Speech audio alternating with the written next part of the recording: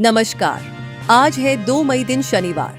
आप सुन रहे हैं द लेंस का न्यूज पॉडकास्ट राउंड अप, जहां हम लाते हैं देश दुनिया की प्रमुख खबरें। छत्तीसगढ़ के कांकेर में आज एंटी नक्सल ऑपरेशन पर निकले जवानों के साथ बड़ी वारदात हो गई।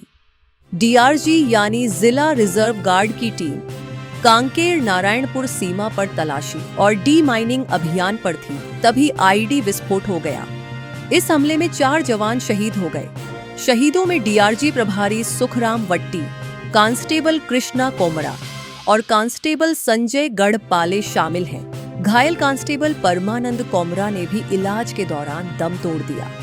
राज्य को 31 मार्च को सशस्त्र माओवाद से मुक्त घोषित किए जाने के बाद बारूदी सुरंग में जवान शहीद होने की यह पहली घटना है। पश्चिम बंगाल विधानसभा चुनाव से जुड़ी एक याचिका पर तृणमूल कांग्रेस को सुप्रीम कोर्ट से बड़ा झटका लगा है। शीर्ष अदालत ने मतगणना प्रक्रिया से जुड़े चुनाव आयोग के फैसले में दखल देने से इनकार कर दिया। कोर्ट ने कहा कि चुनाव आयोग अपने अधिकार क्षेत्र में काम कर रहा है, इसमें हस्तक्षेप की कोई जरूरत नहीं। टीएमसी ने याचिका में केंद्र सरकार और पीएसयू कर्मचारियों की तैनाती का विरोध किया था और राज्य कर्मचारियों को भी शामिल करने की मांग की थी। दूसरी ओर ईवीएम छेड़छाड़ और झड़प की शिकायतों के बाद आज पश्चिम बंगाल में 15 मतदान केंद्रों पर दोबारा मतदान कराया गया। ये मगराहट पश्चिम और डायमंड हार्बर क्षेत्र के बूथों पर कराया गया। राज्य में हुए 2 चरणों के मतदान में 92% से अधिक मतदान हो चुका है। नतीजे 4 मई को आएंगे। इसी दिन 4 अन्य राज्यों असम, केरल, पुडुचेरी, तमिलनाडु के नतीजे भी आएंगे। असम के प्रसिद्ध गायक और संगीतकार जुबिन गर्ग की सिंगापुर में डूबने की घटना ने जहाज संचालकों की जिम्मेदारियों पर सवाल खड़े कर दिए हैं। 52 वर्षीय जुबिन सितंबर 2025 में एक कार्यक्रम के लिए सिंगापुर गए थे। कार्यक्रम से एक दिन पहले लाजरस द्वीप के पास यॉट ट्रिप के दौरान समुद्र में तैरते समय उनकी मौत हो गई। इस घटना के बाद उनके परिवार और प्रशंसकों में गहरा शोक है। देश भर में आज करोड़ों मोबाइल उपभोक्ता उस वक्त हैरान रह गए जब उनके मोबाइल का वार्निंग अलर्ट सिस्टम अचानक ही एक्टिवेट होकर बजने लगा। दरअसल सरकार की ओर से सेल ब्रॉडकास्ट सिस्टम का बड़ा टेस्ट किया गया था।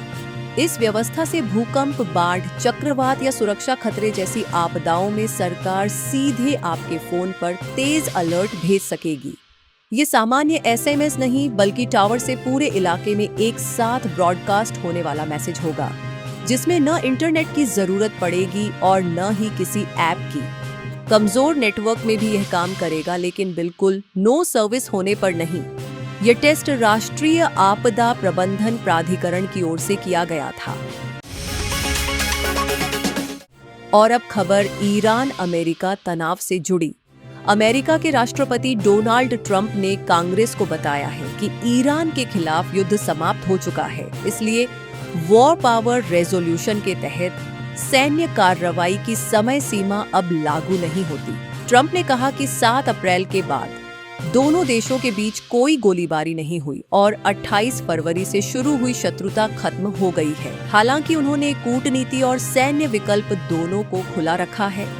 इससे एक दौर की वार्ता विफल हो चुकी है जो पाकिस्तान में हुई, और दूसरे दौर की वार्ता की कोशिशें जारी थीं, वह भी परवान नहीं चढ़ सकी। इस बीच हॉर्मुज स्ट्रेट को लेकर भी अभी तक कुछ साफ नहीं हो पाया है। ईरान परमाणु सहित अन्य मांगों पर कायम है।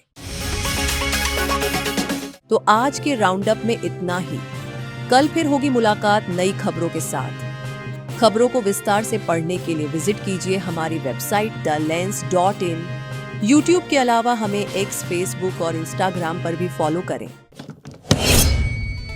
देश दुनिया की रखी खबर हर रोज हर शाम कानो कान सुनते रहें द लेंस पॉडकास्ट। रही अपडेट लेंस के साथ।